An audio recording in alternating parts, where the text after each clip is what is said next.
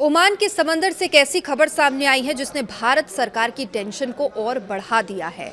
दरअसल ओमान से जो खबर आई है उस पर भारत सरकार की भी नज़र बनी हुई है और लगातार भारत सरकार नज़र बनाए हुए है इस घटनाक्रम पर। मस्कट स्थित भारतीय दूतावास ओमान के अधिकारियों के साथ लगातार संपर्क में है और भारतीय नागरिकों की सुरक्षा सुनिश्चित करने की कोशिशें तेज कर दी गई है। लेकिन सबसे बड़ा सवाल यही है, आखिर ये धमाका कैसे हुआ? क्या ये कोई तकनीकी हादसा था या फिर समुद्र के बीच किसी हमले की साजिश रची गई है? और सबसे महत्वपूर्ण, लापता लोगों का आखिर क्या हुआ है? और इन सभी सवालों के जवाब इस बड़ी खबर की हर अपडेट आपको दिखाएंगे इस स्पेशल रिपोर्ट में। नमस्कार, आप देख रहे हैं न्यूज़ 18 का डिजिटल प्लेटफॉर्म।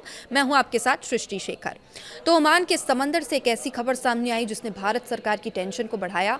ओमान तट के पास एक विशालकाय तेल टैंकर पर अचानक भयंकर हमला हुआ जिसकी वजह से टैंकर का पूरा इंजन रूम आग का गोला बन गया। सबसे ज्यादा परेशान करने वाली बात यह थी कि इस मर्चेंट नेवी के जहाज पर भारतीय क्रू सदस्य सवार हैं जिनकी जिंदगी अब दांव पर लगी है। इस धमाके के बाद गहरे समंदर में चीख पुकार मच गई। 2 लोग लापता बताए जा रहे हैं और कुछ देर पहले ही हुए इस हमले में एक घायल भी हो गया है। अब यह वाकया ओमान के सुहार बंदरगाह यानी सुहार पोर्ट से करीब 20 नॉटिकल मील दूर गहरे समंदर के पास हुआ। वहां पलाऊ देश का झंडा लगाकर चल रहा एक भारी भरकम केमिकल और तेल का टैंकर अपनी मंजिल की तरफ बढ़ रहा था जिसका नाम सेटेबोला बेला है और बेलो है, जहां पर जहाज बिना किसी रुकावट आगे बढ़ ही रहा था। तभी अचानक से समंदर के लहरों को चीरता हुआ एक जोरदार धमाका होता है।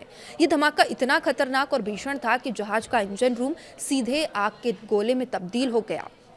धमाका होते ही जहाज पर मौजूद नाविकों में हड़कंप मच गया। जहाज से काले धुएं का इतना विशाल गुबार उठने लगा जो आसमान छू रहा था और चारों तरफ सिर्फ और सिर्फ मौत का साया मंडराने लगा। इस भयंकर हादसे के बाद मर्चेंट नेवी के इस जहाज से तुरंत डिस्ट्रेस कॉल यानी कि मदद की गुहार लगाने वाले सिग्नल्स भेजे गए। ये सिग्नल मिलते ही ओमान की नेवी और इंटरनेशनल सिक्योरिटी एजेंसियां तुरंत एक्शन में आई, राहत बचाव के काम में जुट गई।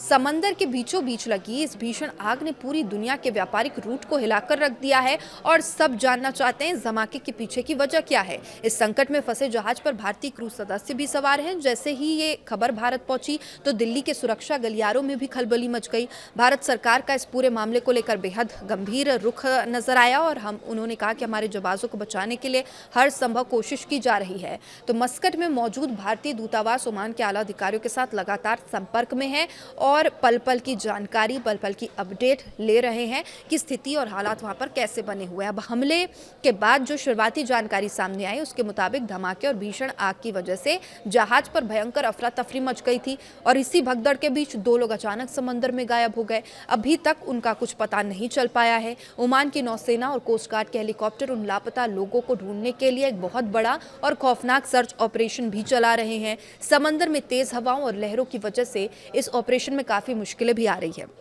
हालांकि अभी तक इन लापता लोगों की नेशनैलिटी की पहचान नहीं हो पाई है। इसके साथ ही एक क्रू मेंबर इस हादसे में गंभीर रूप से घायल हुआ जिसे तुरंत ही अस्पताल ले जाया गया और मेडिकल हेल्प दी जा रही है। और लगातार भारत सरकार भी अपने दूतावासों से बातचीत में है, संपर्क में है और वहाँ क्या स्थिति है, कौन लोग लापता हैं और क्या उनकी नेशनैलिटी है, इस पर भी नज़र बनाए हुए है।